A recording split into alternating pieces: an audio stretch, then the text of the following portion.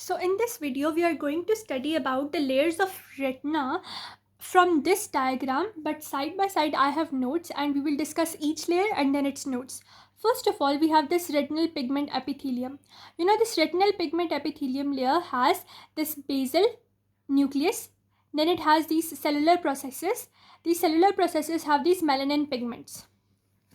As we can see that we have this low columnar cell which has basal nucleus and these cellular processes, and these cellular processes are filled with the pigment epithelium. This is the pigment layer which has been done now.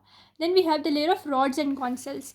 So this is the layer of rods and cone cells, and this layer is composed of outer plus inner segment of the rods and cones. So we have the outer segment as well as the inner segment. Both of these segments are present in layer of rods and cones. After that, we have this external limiting membrane, as you can see over here. And we have this outer limiting membrane, which is also called external limiting membrane. It is not a true membrane, rather it is formed by adhering or tight junction of the Muller cells, which are retinal gliocytes. And these Muller cells and the adhering and tight junctions are present between each other as well as with the rods and cone cells. And this outer limiting membrane is a metabolic barrier. So till now we did retinal pigment epithelium, the layers of rods and cone cells, then this external limiting membrane which is actually formed due to the adhering connections and it's a metabolic barrier. Then we have the outer nuclear layer. Now this outer nuclear layer is composed of cell bodies of rods and cone cells.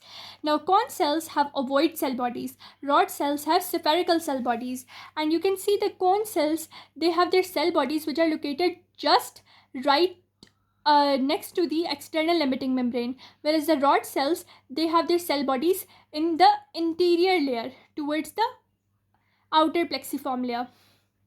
So that is now we are done with outer nuclear layer. Now we will go to the outer plexiform layer. Now this outer plexiform layer is the rods and cone cells. They are having synapses with the bipolar cells, the horizontal cells, and the interplexiform cells. Now we can see only the synapse of the rods and cone cells with the bipolar cells, but over here these are the synapses and they have synapses with the bipolar cells, but there are other cells which we cannot see in this diagram, but they are particularly present. They are horizontal cells and the interplexiform cells. With that we are done with outer plexiform layer. Then we will go to inner nuclear layer. Now this is the inner nuclear layer. It is composed mainly of the cell bodies of the bipolar cells in the diagram, but inner nuclear layer has cell bodies of bipolar cells, the horizontal cells, the amacrine cells, the Muller cells, and the interplexiform cells. Now we will go to inner plexiform layer. This is also a layer of synapses, and here we can clearly see that the synapses are between the bipolar cells and the ganglion cells. But according to the book, we have the inner plexiform layer has synapses of the bipolar cells with the ganglion cells mainly, but also there are amacrine cells and interplexiform cells which are going to have synapses with the ganglion cells and bipolar cells as well. Now this ganglionic layer is over here. This ganglionic layer is actually composed of neurons of ganglion cells. These ganglion cells are multipolar neurons. Now ganglion layer has ganglion cell bodies, and mainly a ganglion cell is a multipolar neuron. Then we have the optic nerve layer, which is composed of unmyelinated axons. For example, this is the ganglion cell. It gives rise to these type of nerve fibers which are unmyelinated axons, and these axon fibers are parallel to the retina. They converge to the posterior pole and they form this dark region which is known as the optic disc, and they pierce the sclera and then they form the optic nerve. So here we can see the ganglion cell layer which is giving rise to these optic nerves which are parallel to the retina.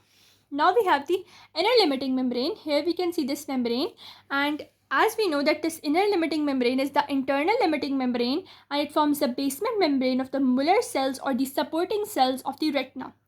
With that we have covered all the layers of the retina according to this diagram and according to the notes. I hope you understood each and everything clearly.